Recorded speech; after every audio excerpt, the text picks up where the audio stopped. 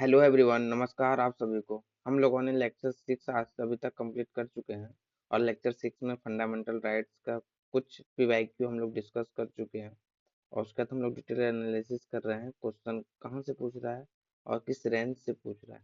तो इसी सीरीज में चलते हुए आगे देखते हैं लेक्चर 7 और आज 2018 से देखेंगे क्वेश्चन। तो फिर स्टार्ट करते हैं।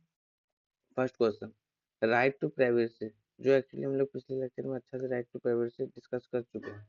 राइट टू प्राइवेसी जो है प्रोटेक्ट करता है right to life and personal liberty. Which of the following constitution of India correctly appropriately imply the above statement? Correctly appropriately imply the above statement. The right answer will be answers article 21. Article 21 freedom of and the freedom guarantee in part third. This will the perfect because I will already discuss in previous question के article 21 पे 21 and right to privacy को हम लोग detail में discuss किए थे, इसलिए इसमें अधिक टाइम वेस्ट नहीं करेंगे। नेक्स्ट आर्टिकल देखते हैं, नेक्स्ट क्वेश्चन देखते हैं। The mind of the makers of the constitution, mind of the makers of the constitution of India reflect which of the following, इसमें से कौन सा mind of the constitution of India का mind reflect करता है कि एक चीज पढ़ने से ये पता चल जाएगा कि ओवरऑल कॉन्स्टिट्यूशन में ओवरऑल क्या क्या थीम है और क्या क्या कॉन्स्टिट्यूशन में किस चीज के बारे में बात किया होता है। That is discuss our preamble.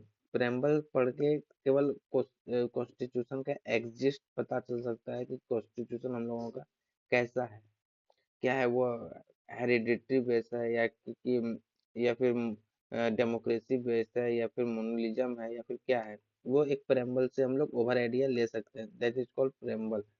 तो प्रेम्बल हम लोग ऑलरेडी डिस्कस करते हैं, लेकिन फिर भी इसमें म, कुछ इंपॉर्टेंट केस सब है जो उसके बारे में हम लोग को जानना जरूरी है और फिर रिवाइज भी हो जाएगा उसकी तरह से।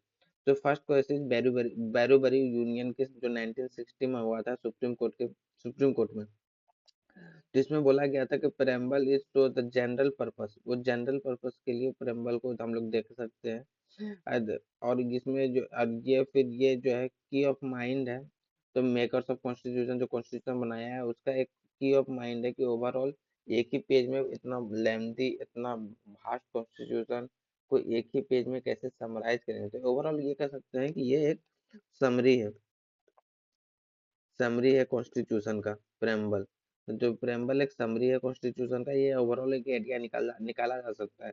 तो इसका ऑब्जेक्टिव ये था कि ये जो है इंश्योर्ड करता है प्रेम्बल की may be use and remove एब्लिग्यूटली in the interpretation of this article, मतलब कि इसको यूज करके आप आर्टिकल कुछ रिमूव नहीं कर सकते या फिर कुछ इसके ये लीगल लीगल नहीं है, मतलब कि आप इसको किसी में प्रेशराइज नहीं कर सकते कि आपको प्रेम्बल को फॉलो करना है। बट ये एक सिंपल एग्जिस्ट है, ओवरऑल प्रिंबल का एक समरी है कॉन्स्टिट्यूशन का, जो आप इससे दर्शाया जा सकता है कि मेरा कॉन्स्टिट्यूशन इस प्रकार है। तो वन तो इसलिए एक प्रदीप जैन केस में एक वर्डिक आया था, प्रदीप जैन केस में 1984 में, the verdict is preamble is a constitution is framed with the great care and deliberation. Hence, it reflects the high purpose and noble objective of the constitution maker. High purpose and noble objective of the constitution maker. Next question is which of the following objective is not embodied the preamble in the constitution of India? इसमें से कौन सा जो है जो preamble में नहीं है मेंशन, दैट इज। तो इसके लिए आपको preamble याद होना चाहिए। प्रेम्बल को याद करना पड़ेगा कि फुल प्रेम्बल क्या बोलता है। We the people of India is constitution sovereign social secular democratic republic to give our all its citizen.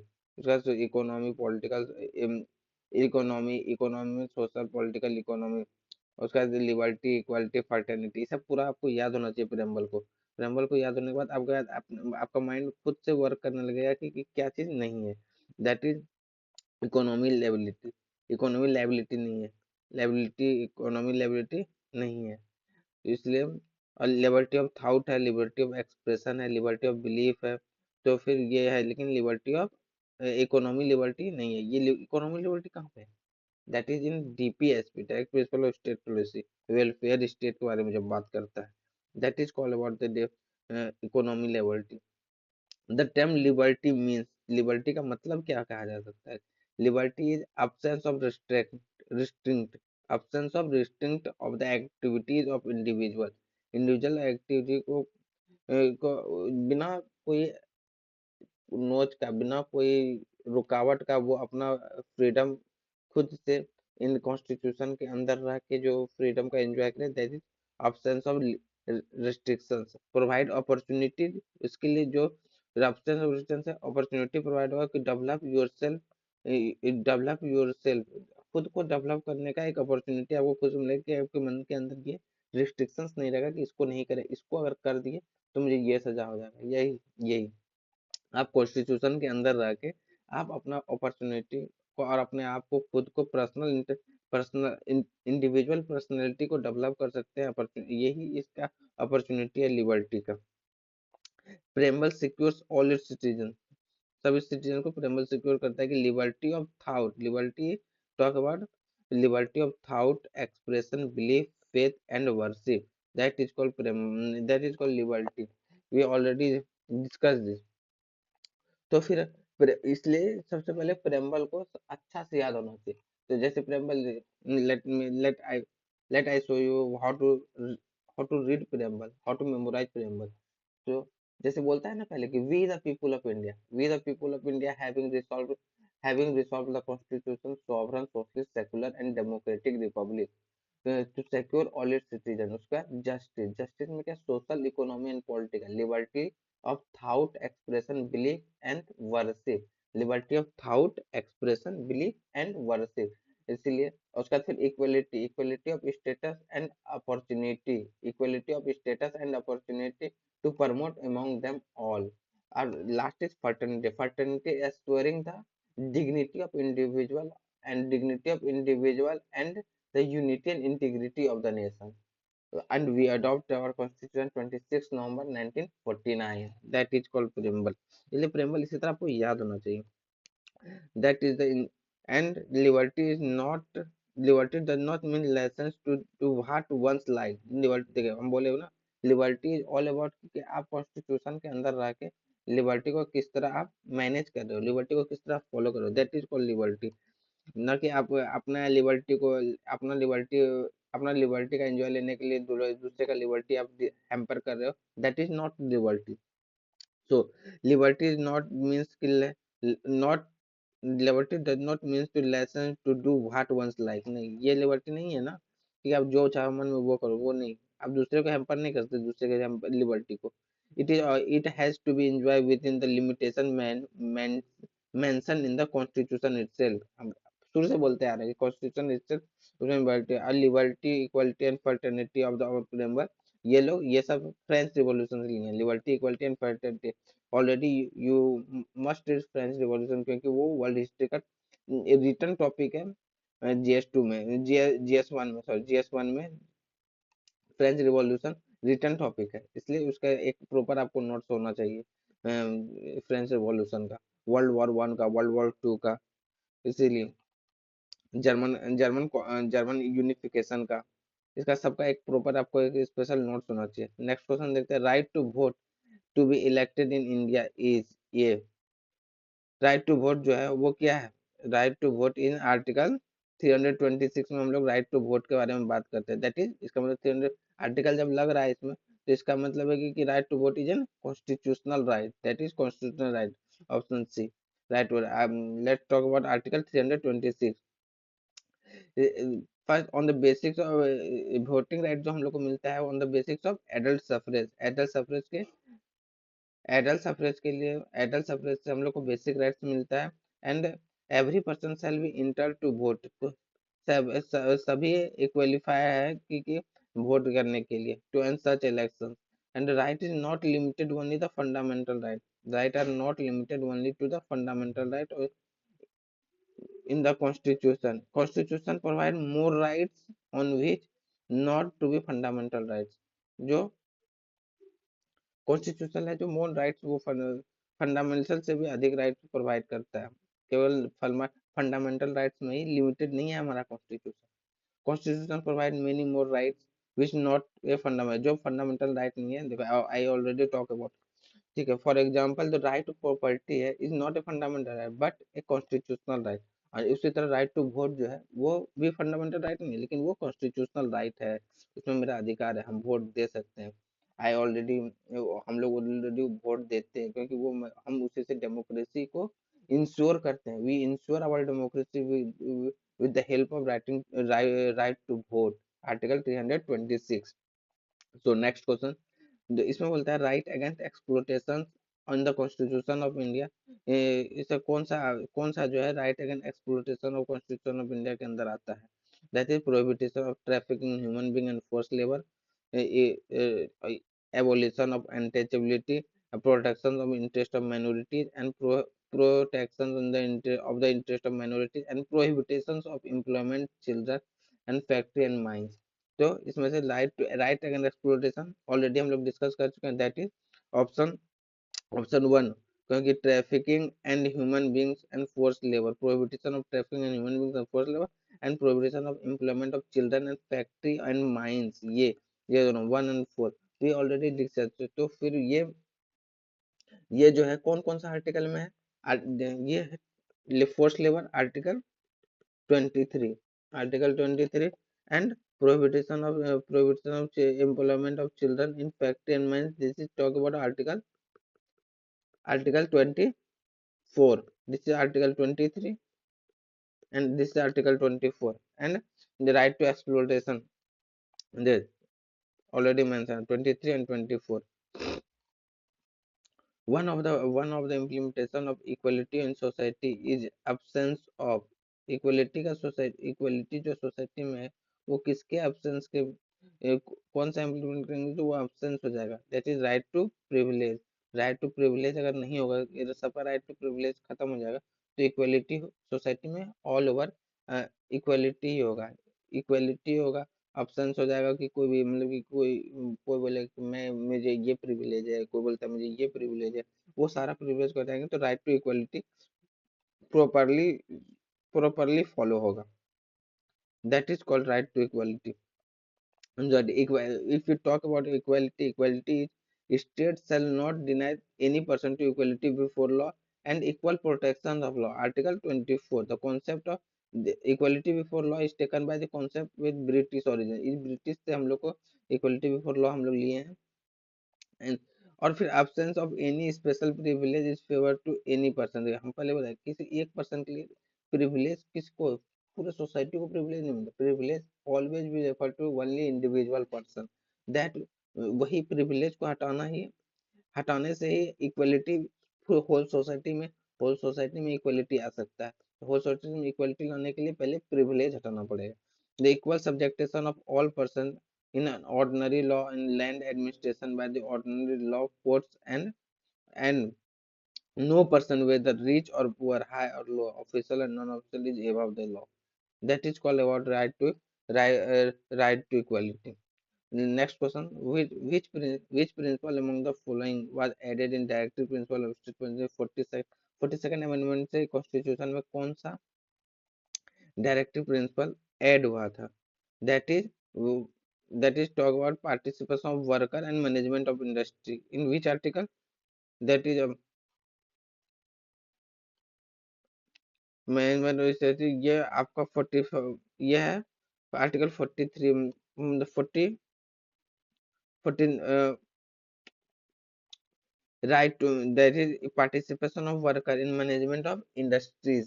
participation of workers and management of industries ये कौन सा आर्टिकल से हुआ था, मतलब इसमें कौन सा आर्टिकल ऐड हुआ था? That is, if I am not correct, that is 43, article 43b, 43a, that is article 43a। Let's say 42nd amendment amendment article 1976 added in four new directive principles, that is to secure opportunity, health, develop and children, health development of children, ये talk करता है opportunity of health development, article 39। to promote equal justice and provide free legal aid to the poor, that is talk about article 39। to हाँ देख, I already talk ना article 43a talk about to take steps to secure a participation of workers in the management of industry। management of industry में कौन सा workers participation कर रहा है secure करने के लिए, दैट इज आर्टिकल 43। आर्टिकल 43 है to protect improve and to protect and improve the environment and the safeguard of forest and wildlife. Article 48. Article 48 talk about the safest safeguards of forest and wildlife. Next is article under 44 Constitution Amendment Act 1976। 1978 के अंदर कौन सा article add हुआ था, that states should be taken step to minimize the inequality in income। inequality in income में state अपना मतलब कि इसलिए उसी इसी को देख के तो स्कीम, नया नया योजना या नया नया स्कीम गवर्नमेंट लॉन्च करती है, क्योंकि इक्वलिटी को मैनेज कर सके, इक्वलिटी को मिनिमाइज कर सके। And status facilities and opportunity, that is article 38। 86 amendment से कौन सा आर्टिकल ऐड हुआ था, कौन सा आर्टिकल ऐड हुआ था, जैसे article 5। Article 45 state to be provide early childhood care and education for all the children until they complete the age of 6 year, until the age complete the 6 year। 97 Amendment Act 2011 talk about the new directive principle, that is cooperative society। cooperative society में fundamental कभी question पूछ दिया जाएगा, cooperative society कौन से किस में, fundamental right में, डीपीएसपी में, प्रेम्बल में, या फिर फंडामेंटल ड्यूटीज में, तो that is correct answer will be DPSP, directive principle of state policy में। हम लोग 97 अमेंडमेंट के तहत 43 आर्टिकल 43 बी को ऐड किए थे, जिसमें हमको कोऑपरेटिव सोसाइटी के बारे में डिस्कस किया था। तो that cooperative society talk about the promote the voluntary formation autonomous functions and democratic controls to the professional management of cooperative society, that is called about and talk about article 43b। Next question, which of the following statement is correct, right, इसमें से कौन सा statement है, right to claim to the state against the citizen, right to claims against the citizen, against state against the citizen, right to privilege which are incorporated to the constitution of state. And next is right are claims to the citizens against the state, and the next is the right are privileged for a new citizens against the many। which of the option is इसमें से कौन सा correct है, the correct option will be C, right to claim the citizen against the state। Citizen claim करता है क्योंकि citizen choose करता है स्टेट को, दैट मीन्स कि citizen have power to vote to ensure the democratic republic of the society। so हम लोग choose करते हैं, इसीलिए उसका रिस्पॉन्सिबिलिटी कि हम आपको चूज किए हैं, सही को सही सही राजनेताओं को, तो वो उसका रिस्पॉन्सिबिलिटी वो हमारा ये प्रिविलेज ख्याल रखे, मतलब कि हमारा प्रोटेक्ट करे, हमारा हमारा राइट्स को वो इंश्योर करे। दैट इज हर रिस्पॉन्सिबिलिटी कि हम अपने नुमाइंदा को चुन के रखें। That means called the right to claim to the citizen against the state। So that is ensure that the next reason behind that is the fundamental rights are meant to promote the idea of political democracy। हम लोग फिर privilege establish करते हैं authorization and despotic rule in the country, ठीक है, तो protection and liberty and freedom the people against the invasion और by the state, the operate as a limitation or a tyranny of the executive and arbitrary law of the legislature। if we talk the establishment, the government of law is not for a man, government of law and not for a man, that is। next is with the reference of constitution of India, directive principle of state policy constitute institution upon legislative function and executive function। इसमें से directive principle कुछ भी ऐसा नहीं करता, not, इसमें से कुछ ना लेजिस्लेटिव ना एजुकेशन फंक्शन को इंश्योर करता, वो लिमिटेशन किसी में नहीं डालता। लिमिटेशन अपॉन क्या, लिमिटेशन का बात करता है, limitation always be decided by the fundamental rights. Fundamental right में भी जुडिशियल प्रोसेस है, अगर आप फंडामेंटल राइट कंपेयर करोगे एनी इंडिविजुअल का, तो वो इसमें जुडिशियल बच जाएगा, high court and supreme court, first high court and supreme court, या फिर पहले as as main preference under article 32 and article 226। so that is D, neither one and neither two already they, because that is no non judicial in nature। और फिर ये restrict of anything, it does not restrict purpose anything, किसी को restrict नहीं करता, आप जो भी कर सकते हो। आप जो भी इन द सेंस कि आप कॉन्स्टिट्यूशन के हिसाब से कर सकते हो, यू विल मैनेज दैट। ठीक है, next question, which of the following statement are true of the fundamental duties of the Indian citizen. इसमें से फंडामेंटल ड्यूटीज कौन सा सही है इंडियन सिटीजन के बारे में। That is